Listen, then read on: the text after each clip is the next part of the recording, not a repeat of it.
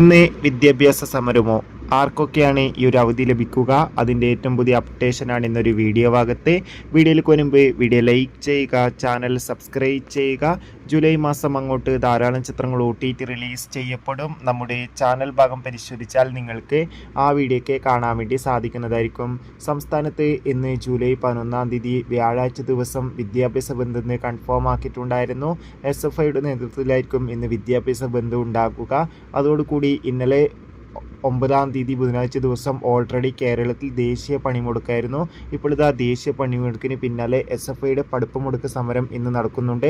അതുകൊണ്ട് തന്നെ കോളേജുകൾക്കും അതോടുകൂടി തന്നെ +2, +1, 10ാം ക്ലാസ് വിദ്യാർത്ഥികൾക്കും മിക്കവാറും ഇന്ന് അവധിയായിരിക്കും ലഭിക്കാൻ പോകുന്നത്.